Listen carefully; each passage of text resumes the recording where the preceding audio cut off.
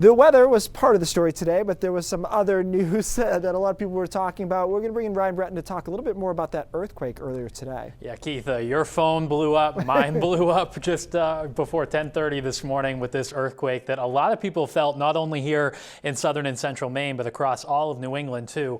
I went back and scrubbed through some of the webcams, and this is at Nubble Light. You see it right there. That wasn't wind. That was at the time the earthquake occurred and the shock waves traveling away from that earthquake, which was centered just offshore of York Harbor, about 6 miles southeast, 10:23 this morning, just seconds before that time. It was a 3.8 magnitude, and it had a depth of about 8 miles. Now, part of the reason this earthquake was felt fairly far from the epicenter is that it was a shallow earthquake. Our earthquakes here in New England usually are fairly shallow and can be felt farther from the epicenter.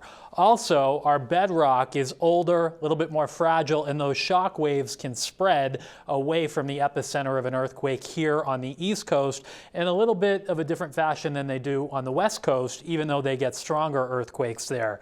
This is a look at the reported shaking into the USGS. You can see most of the reports coming in around York County down toward the North Shore of Massachusetts.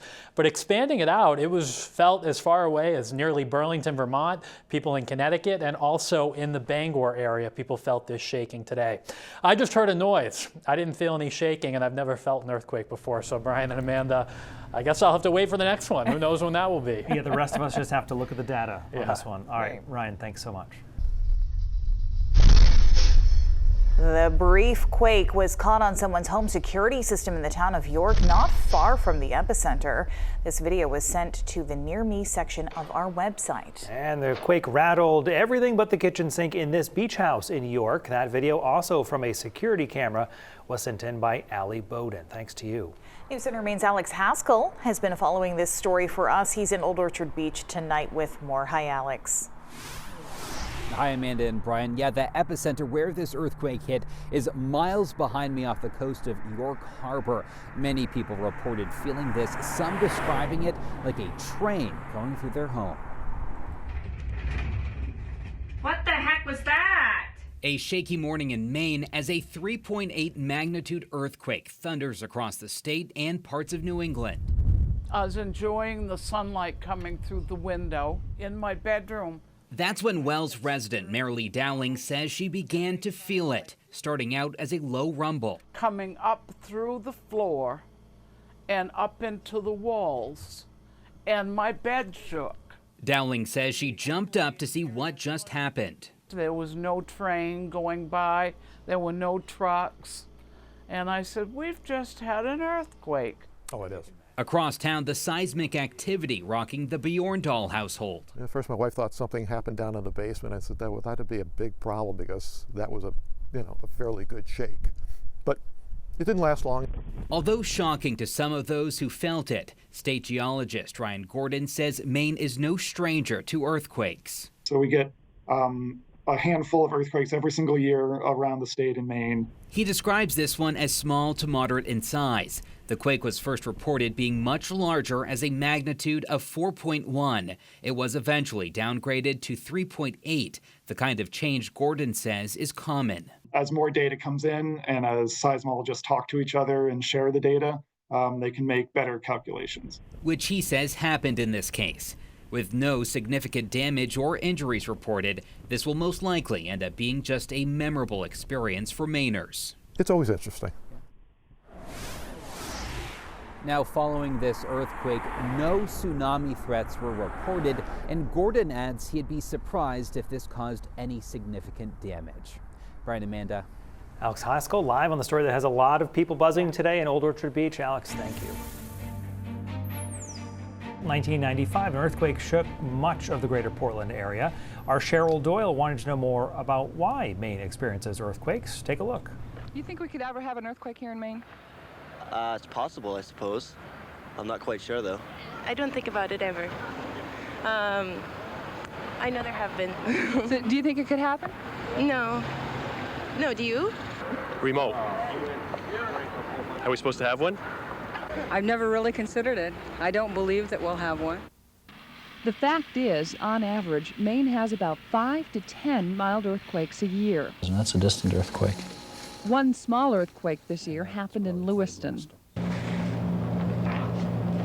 Now what are we looking at here? It looks like two little ink marks. Yeah, well, what we've got here is the February 12th 2.8 earthquake in the Lewiston area, and then this is a record of the one that was on February 16th, and this was magnitude 2.7.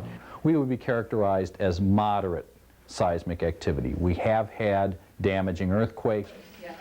John Ebel is a geophysicist at the Weston Observatory in Massachusetts, where all earthquake activity in New England is recorded. But what intrigues me about northeastern earthquakes is the fact that this is an area that geologically we would not expect to be seismically active, at least at the level that it is. Before the first pilgrims landed on Plymouth Rock, the ground has been active. The Indians told of strange noises and angry gods who shook the land. Settlers felt one of the larger earthquakes in 1755. The tremor rattled from Cape Ann to Boston. Geologists believe it was close to a 6.5 on the Richter scale.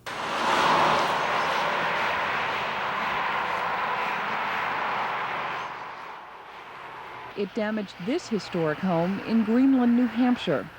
Preachers used the disaster to justify God's wrath on sinful worshipers in many sermon books that can still be read today.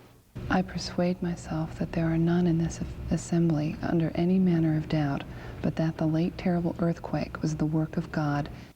One might even remember the earthquake off the coast of Portland on April 26, 1957. It registered 4.7 on the Richter scale and caused some minor damage in local stores.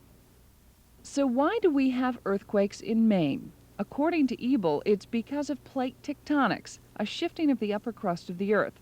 Simply put, the mid-Atlantic ridge is spreading away from Africa and Europe.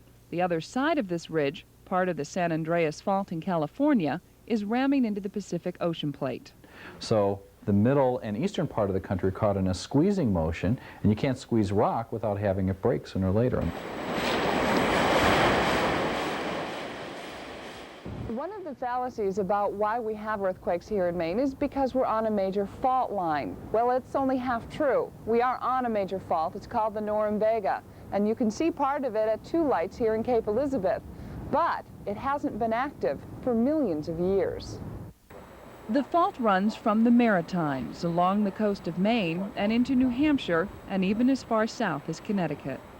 It's an ancient fault zone. It probably was similar to the San Andreas of its time, and that would have been 300 million years ago, would have been the height of its activity. For geologists, data is limited. Unlike California, it would take us thousands of years to be able to tell when a large earthquake would hit. We simply don't have the frequent activity to gauge as well. On the other hand, where you have small earthquake activity, sooner or later you're going to have more big earthquakes. And so it's just a matter of time before we have them, but we don't know when.